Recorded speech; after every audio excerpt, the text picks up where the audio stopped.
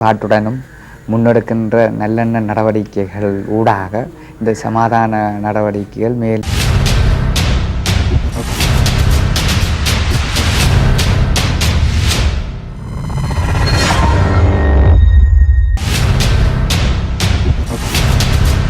එදදාස් නමස්සේ හැටහත අගෝස්තු විසිවන දින ජාපනි දිස්ත්‍රික්කයේ තෙන්මාරච්ච ප්‍රදේශය පිහිටා තිබෙන පුළුල් කෘෂිකාර්මික ගම්මානයක් වන මද්දුවිල් ප්‍රදේශයෙහි තමිල් චෙල්ලුම් උපත ලබනවා. ඔහු දරුවන් 6 දිනකින් යුත් පවුලේ පස්වැන්නා වුණා. මේ පවුල පිරිමි ළමයින් 5 දිනකගෙන් සහ ගැහැණු ළමයෙකුගෙන් සමන්විත වූ බව කිව යුතුයි. පිරිමි ළමයින් අතරින් තමිල් සෙල්ලුන් කියලා කියන්නේ බාලයා. තමිල් සෙල්ලුන් එහෙම නැත්නම් තමිල් චෙල්වම් මද්දුවිල් මහාවිද්‍යාලයෙන් ප්‍රාථමික අධ්‍යාපනය ලබා ඡාව කච්චේරු හින්දු විද්‍යාලයෙන් ද්විතීක අධ්‍යාපනය ලබනවා. පසුව තරුණ වියට එළඹුණු පසු චෙල්ලම් විවාහ විදියට පත්වන්නේ සසිරේඛා නම් තරුණියක් සමගින්. තමිල් චෙල්ලම් සහ සසිරේඛාට දාව දරුවන් දෙදෙනෙක් සිටිනවා. විශේෂයෙන් මේ සසිරේඛා ගැන ඔබට යම්කිසි පැහැදිලි කිරීමක් ලබා දෙනවා නම් ජාපන් ප්‍රදේශයේ චුලිපුරම් ප්‍රදේශයේ පදිංචිව සිටි සසිරේඛා නම් තරුණිය තමිල් චෙල්ලම් සමග විවාහ වනතුරු ඇයත් LTTE සමාජිකාවක්. LTTE තුළ ඇගේ නම ඉසයි චෙල්වේ. ඒ වගේම මම ඔබට කලින් පැවසුවා තමිල් චෙල්ලම්ට දරුවන් දෙදෙනෙක් සිටි බව. තමිල් චෙල්ලම්ගේ දියණියගේ නම තමයි අලයි මකල්. පුතාගේ නාමය ඔලිවේන්තන්. චෙල්ලම්ගේ බිරිඳ වන සසිරේඛාගේ පවුලට කොළඹ බම්බලපිටිය තුළ ව්‍යාපාර රාශියක් අයිතිව තිබුණා. නමුත් ඔවුන් කලජූලියෙන් පසු ඒවා විකුණා දැමූ බව සඳහන්. චෙල්ලම් කොටි සංවිධානය වෙත සම්බන්ධ වෙන්නේ අවුරුදු 17 දී. එනම් 1984 වර්ෂයේදී. චෙල්ලම්ගේ වැඩිමහල් සහෝදරයා වන බාල සුබ්‍රමණියම් නොහොත් මූර්තිද මීට පෙර සිටම LTT සංවිධානය වෙත සම්බන්ධ වී සිටියා. ජාත්‍යන්තර ප්‍රමිතීන්ට අනුව තමිල් චෙල්ලම් යනු ඒ කාලේ ළමා සොල්දාදුවෙක්. පවුලේ සමාජිකයන්ගේ තොරතුරු වලට අනුව නම් චෙල්ලම් 1984 ජූනි 13 වන දින බෝට්ටුවකින් ඉන්දියාවට ගොස් අවිපුහුණු ලබා තිබෙනවා. තමිල්නාඩුවේ ඩින්ඩිගුල් අසල තිරුමලේ කඳවුරේදී තමයි චෙල්ලම් යුද පුහුණුව ලබන්නේ. එහිදී ඔහුගේ අනුවර්ත නාමය දිනේෂ්. එක් අවස්ථාවකදී ඔහු ඉන්දියාවේදී LTT නායක වේල්පිල්ලේ ප්‍රභාකරන්ගේ පෞද්ගලික ආරක්ෂකයෙක් ලෙසටද සේවය කොට තිබෙනවා. හැබැයි ඔහු ප්‍රභාගේ බිරිඳ වූ මධ්‍යවදිනව ආරක්ෂා කිරීමට තමයි ගොඩක්ම සිට තිබෙන්නේ.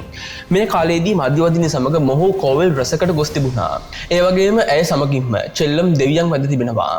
මේ නිසා ප්‍රභාකරන් සහ මධ්‍යවදිනී චෙල්ලම් ඔවුන්ගේ පවුලේ කෙනෙකු මෙන් සිතන්නට පටන් ගෙන තිබුණා. 1980 දශකයේ අගභාගයේදී ඉන්දියානු සාමසාධක හමුදාවේ ලංකා මිදිහත්වීම අතරතුර ප්‍රභාකරන් තමිල් චෙල්වම්ම යාපන කලාපය සඳහා LTT සංවිධානයේ ප්‍රාදේශීය අනධ නිලධාරියා බවට පත් කරනවා. ඒ වෙනකොට මොහුට වයස අවුරුදු 23ක් විතර ඇති. 1993 පුනරින් සටනේදී ඔහුගේ දකුණු කකුලට තුවාලයක් සිදුවන අතර එම නිසා ඔහුගේ දකුණු කකුල සදාකාලික ආබාධ වීමකට ගොදුරු වෙනවා. එතන සිට ඔහු ඇවිද්දේ සැරේටික ආධාරයෙන්. 2001 වර්ෂයේදී තමිල් චෙල්ලම් ශ්‍රී ලංකා යුද්ධ හමුදා මහසෝන් බලකා ප්‍රහාරයකින් 99න් බේරීමටද සමත් වී තිබුණා.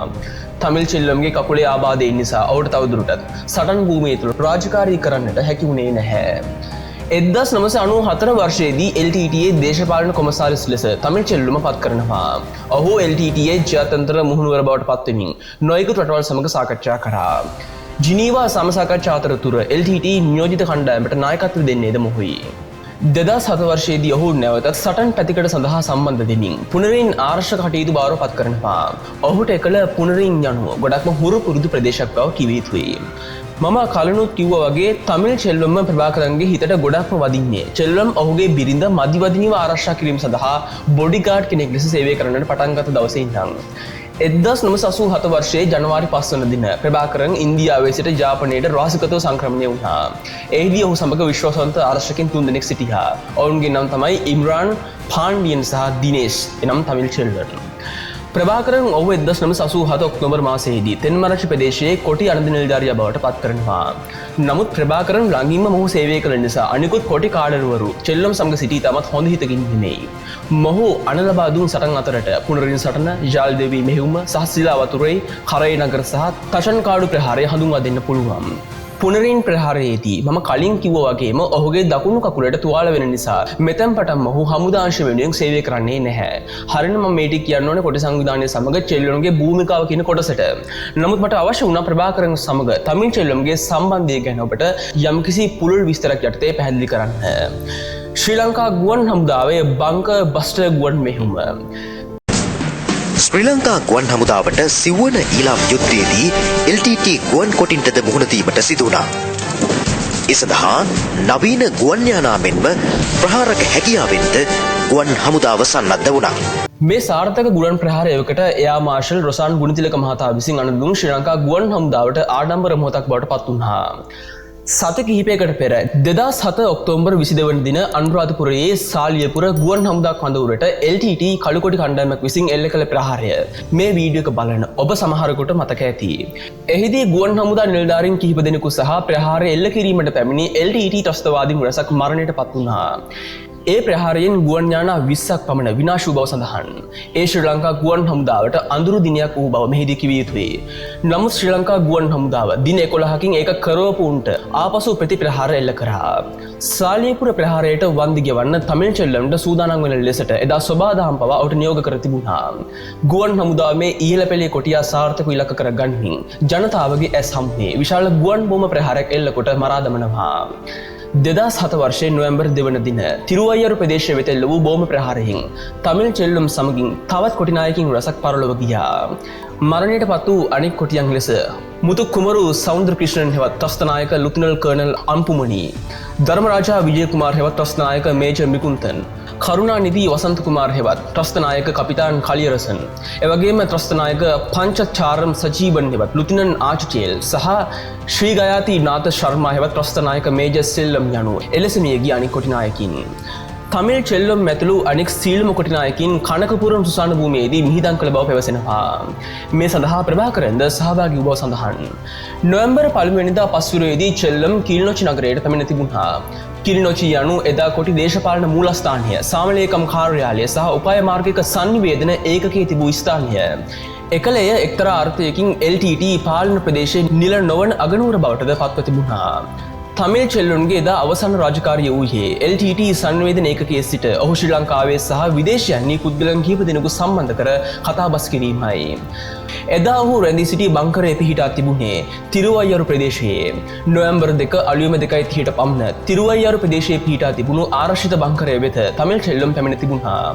පවතින ආරක්ෂක තත්ත්වය සැලකිල්ලටගෙන වැදගත් කොටි නායකින් රාත්‍රියේදී නිදාගන්නේ තම නිවෙස් වලින් ඈත්ව හොඳින් ශක්තිමත් කොට තිබෙන බංකරවල. එදා තමිල් චෙල්ලම් රැඳී සිටි බංකරයේ හැඩය ඉංග්‍රීසි එල්ලකුරේ හැඩයෙන් යුක්ත වුණා. බංකරය මහල් කිහිපයකින් සමන්විත වුණු බවට තමයි ආරංචි. තමිල් චෙල්ලම් නිදාගන්නට ගොස් තිබෙන්නේ 15ම මැදිරියට. පළමු ජෙට් බෝම්බ යානා දෙක බෝම්බ කිහිපයක් මේ බංකරය වෙත අත්හැර තිබුණා.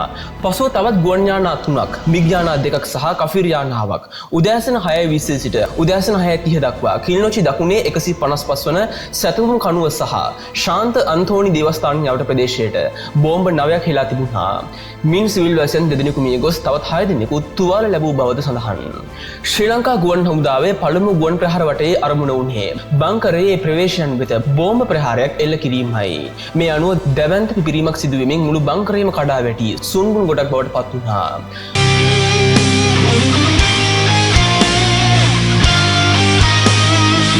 කලින් සඳහන් කළ පරිදි තමිල් චෙල්ලම් ඇතුළු කොටි 6 දිනක් නින්දේදීම මරණයට පත් වුණු බව කිව යුතුයි. නමුත් 7 වන පුද්ගලයෙකු දින කිහිපයකට පසු දැඩි තුවාල හේතුවෙන් මරණයට පත් වුණු බවද මෙහිදී අනිවාර්යෙන්ම ඔබට මතක් කළ යුතුමයි. පුවත ඇසූ පමණින් මේ ස්ථානයට ළඟා වූ ඉහළම කොටි නායකින් අතරට එවකට කොටි බුද්ධංශ ප්‍රධානී පොට්ටු අම්මාන් සහ LTT ක්‍රීඩාංශ ප්‍රධානී පප්පාද සිටියා. විනාශයේ කෙතරම් දැවැන්ත දෙයක් කැණීම් පහසු කිරීම සඳහා පළමුව බුල්ඩෝසරයක් තමයි රැගෙන ආවේ. ඉන්පසු බලසිරුරු සොයාගෙන තිබුණා. නමුත් LTT මෙහිදී සඳහන් කර තිබෙනවා බොහෝ LTT බංකර ශක්තිමත් වගේම ගුවන් බෝම්බ ප්‍රහාරවලට පවා ඔරොත්තු දෙන පරිදි තමයිලු නිර්මාණය කොට තිබුණේ. මේ නිසා කොටිනායක ප්‍රභාකරන් තක්කිටම සිතුවා මෙතෙන් පටන් ශ්‍රී ලංකා ගුවන් හමුදා භාවිතා කරන්නේ එසේ මෙසේ ගුවන් බෝම්බ නොවන බව.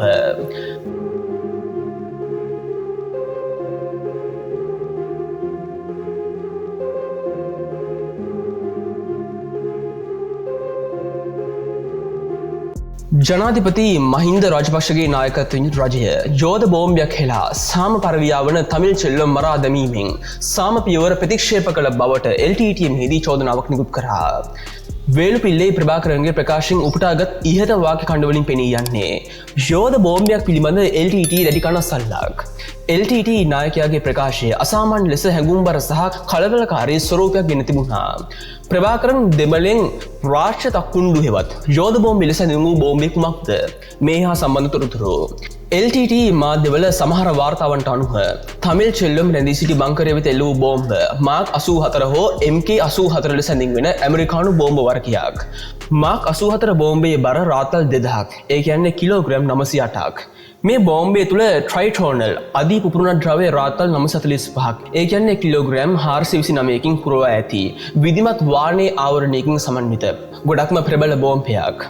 මාක් 84 බෝම්බය අඩි 50ක් පළල සහ අඩි 36ක ගැඹුරකින් යුත් ආවාටයක් සෑදීමට තරම් ප්‍රබල බෝම්බයක්. මේ බෝම්බයේ දිග අඩි 10ක් පමණ බව කිව යුතුයි. තමිල් චෙල්ලම්ගේ ශක්තිමත් බංකරයට සිදු වූ පුළුල් විනාශයෙන් හැඟවෙන්නේ අතිශයින්ම බලවත් බෝම්බයක් මේ සඳහා භාවිතා කර ඇති බවයි. කොටි සංවිධානය කියන ආකාරයට බංකරය වෙත වැටී තිබෙන්නේ එක් බෝම්බයක් පමණයි. ඔවුන් කියන්නේම මේ බෝම්බය මාක් 84 බෝම්බ ප්‍රහාරයක් බවයි. යුද්ධය අවසන් වෙලා LTTE පරාජය සමගින් තමිල් චෙල්ලම්ගේ බිරිඳ වූ සසිරේඛා සහ දරුවන් දෙදෙනා හමුදාවන්ට යටත් වුණා. 2009 මැයි මාසයේ සිට 2011 මැයි මාසයේ දක්වා ඔවුන් පනාගොට හමුදා කඳවුරේ ආරක්ෂිත භාරයේ සිටි බව සඳහන්. පසුව ඔවුන්ව නිදහස් කොට තිබෙන බවද මෙහිදී කිව යුතුයි. ඉතින් මම ඔබ සමග මේ වීඩියෝකින් කතා කරේ සාම පරිවියා ලෙසින් හඳුන්වා තිබූ තමිල් චෙල්ලොම්ව මරා දැමූ ශ්‍රී ලංකා ගුවන් හමුදාවේ බංකර් බස්ටර් වර්ගයේ ගුවන් බෝම්බ ප්‍රහාරයක් සම්බන්ධයෙන් එම නැත්නම් ගුවන් මෙහෙයුම සම්බන්ධයෙන් පැහැදිලි විස්තරයක්. මම මේ සඳහා බංකර් බස්ටර් කියන යෙදුම භාවිතා කරේ. විශේෂයෙන්ම ගුවන් හමුදා විශාල ගුවන් බෝම්බයක් භාවිතා කරමින් මේ තමිල් චෙල්ලොම්ගේ බංකරය විනාශ කිරීමට හේතු වුණු නිසා. ඉතින් මම හිතනවා බංකර් බස්ටර් කියන නාමය මේ මෙහෙයුම සඳහා නමක් විදිහට මම භාවිතා කරපු එක ගොඩක්ම හරි කියලා. එහෙනම් මම දැනට මේ වීඩියෝ මෙතනින් අවසන් කරනවා. මේ වගේ ශ්‍රී ලංකාවගේ මුළු ලෝකයේම යුද්ධමය ත්‍රාසනික දේවල් මෙන්න තවත් අධ්‍යාපනික වීඩියෝස් බලන්න ඕන නම් දැන්ම subscribe කරන්න අපි නොදන්න ලංකාවේ ඉතිහාසයේ YouTube channel එක. ඒ වගේම අපි නොදන්න ලංකාවේ ඉතිහාසයේ social medias follow කරන්න අමතක කරන්න එපා. එහෙනම් මේ වගේ තවත් දවසකින් හමු වෙන බලාපොරොත්තුෙන් මම ආදර සමුගන්නවා ඔබ සියලුම දෙනාට ජයෙන් ජයම වේවා.